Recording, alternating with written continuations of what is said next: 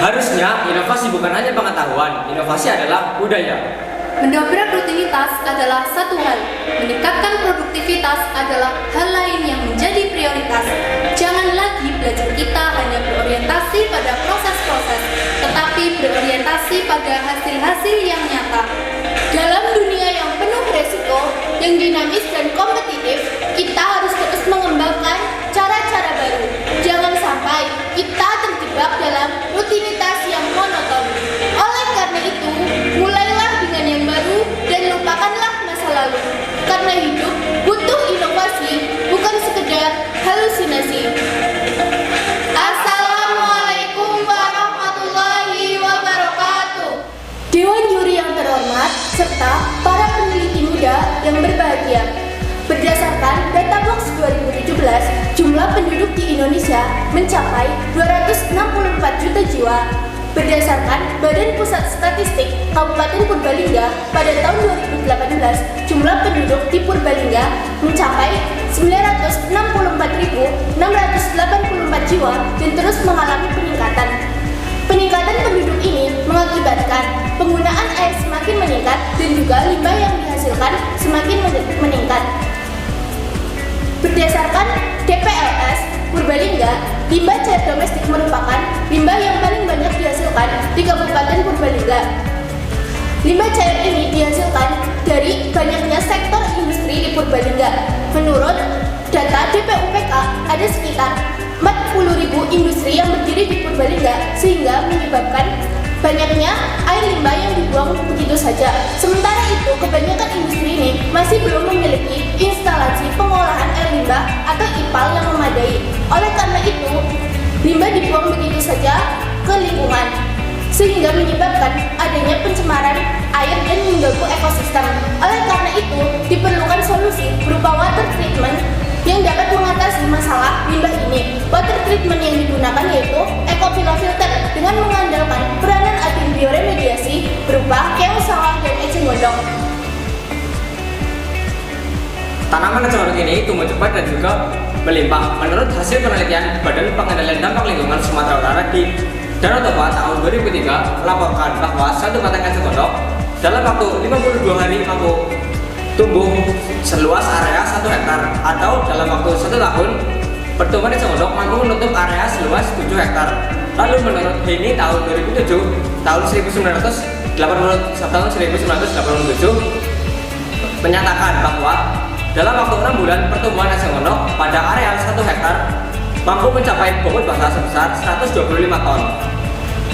Berdasarkan identifikasi masalah yang telah kami sampaikan, kami siswa yang kreatif dan inovatif dengan saya Eva Sulistianingsih, saya Siska Isnayanti, dan saya Wijaya Rahmat, dan dibimbing oleh pembina kami menemukan solusi yang tepat, yaitu EcoPila filter sebagai water treatment inovatif dan ramah lingkungan pada limbah cair domestik di Purbalingga. Adapun rumusan masalah pada penelitian kami yaitu yang pertama, bagaimana mekanisme penyaringan menggunakan EcoPila filter. Yang kedua, bagaimana hasil penyaringan EcoPila filter berdasarkan indikator fisik dan kimia. Yang ketiga, bagaimana prospek implementasi EcoPila filter di masyarakat. Limbah cair. Limbah adalah buangan tidak terpakai yang dapat berdampak negatif bagi masyarakat. Menurut Mardana tahun 2007, pengelolaan limbah cair sangat diutamakan supaya tidak mencemari lingkungan. Menurut Sukirto, Kepala Dinas Purbalingga, pengelolaan IPAL di Purbalingga masih minim, sehingga diperlukan inovasi untuk mengelola air limbah tersebut. Seperti yang sudah kita ketahui bahwa tanaman eceng gondok ini sering dianggap sebagai gulma. Tetapi eceng gondok memiliki kandungan atau manfaat, yaitu 1. Eceng gondok menyerap logam berupa Cu, Pp, dan Zn. Menurut Lutfia Budi dan Priyadi tahun 2014, eceng gondok dapat menyerap logam dalam konsentrasi yang lebih tinggi dibandingkan dengan tanaman lainnya. Lalu 2, sebagai penyerap polutan limbah cair domestik. Menurut Alfi Hidayat 2009, keong sawah atau Bellamia javanica yaitu sejenis keong yang hidup di perairan air tawar seperti danau dan sawah. Menurut Kompasiana tahun 2019, keong sawah memiliki karakteristik yaitu Cangkangnya berdiameter 15-25 mm dengan tinggi 40 mm. Warna cangkangnya hijau kecoklatan atau kuning kehijauan dan memiliki 6-7 seluk. Keong sawah dapat dijadikan agen bioremediasi karena dapat menyerap logam yang berpotensi sebagai polutan seperti Cu, Pb, merkuri. Metode alat. Yang pertama adalah menyiapkan alat sebagai filtrasi ekopila filter. Yang kedua adalah melubangi galon. Yang ketiga adalah menyusun filtrasi konvensional yang susunannya terdiri dari kapas, kerikil besar, kerikil kecil, serabut kelapa, pasir, kemudian kapas. Lalu ditambahkan agen bioremediasi berupa eceng gondok dan keong sawah. Lalu jadilah filtrasi ekopila filter yang dapat menyerap polutan dari air limbah. Teknik analisis data yang kami lakukan yaitu meliputi data kuantitatif dan data kualitatif. Data kuantitatif meliputi pH dan TDS. Data kualitatif meliputi bau dan warna. Teknik pengumpulan data yang kami lakukan yaitu menggunakan eksperimental laboratoris. Apa itu eksperimental laboratoris? Menurut Kerlinger tahun 1986, eksperimental laboratoris adalah suatu penelitian yang mengkaji semua variabel bebas, sedangkan variabel-variabel yang tidak relevan dibuat seminimal mungkin. Air limbah nantinya akan diamati selama 40 jam. Setiap 10 jam sekali akan diamati perubahan warna, bau, TDS, dan pH. Berikut adalah hasil dan pembahasan mekanisme penyaringan menggunakan ekopila filter.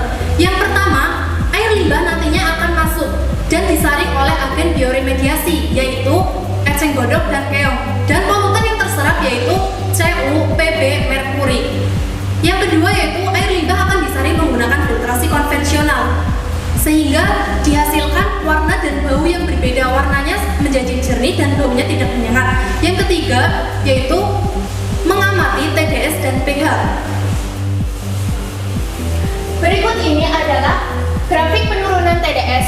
Berdasarkan grafik tersebut, filtrasi menggunakan ekopila filter dapat menurunkan jumlah TDS. Apa itu TDS? TDS yaitu total dissolved solid yang merupakan indikator partikel TDS yang sesuai dengan baku mutu.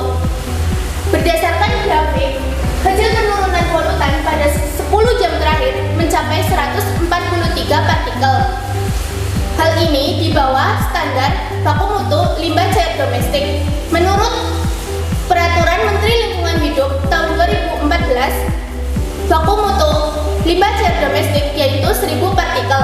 Oleh karena itu, air yang dihasilkan dapat digunakan untuk dijadikan sebagai irigasi, MCK, dan juga perairan. Berdasarkan grafik dan gambar tersebut, terlihat bahwa menggunakan ekopila filter dapat menurunkan polutan dan merubah warna air limbah dari keruh menjadi jernih. Untuk nilai pH-nya sendiri bernilai 6. Untuk bau dalam air limbah tersebut menjadi tidak terlalu menyengat.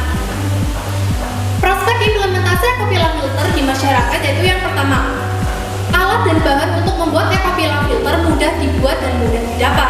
Yang kedua, air hasil ekopila filter dapat dijadikan sebagai budidaya ikan di kolam.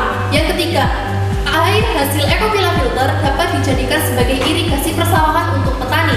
Adapun kesimpulan dan saran dalam penelitian kami yaitu yang pertama, mekanisme ekopila filter disaring menggunakan agen bioremediasi lalu dilanjutkan menggunakan filtrasi konvensional. Kesimpulan yang kedua yaitu penurunan TDS yang paling efektif terjadi pada 10 jam pertama, dan dengan menggunakan ekopila filter dapat merubah warna air limbah menjadi jernih dan baunya tidak menyengat.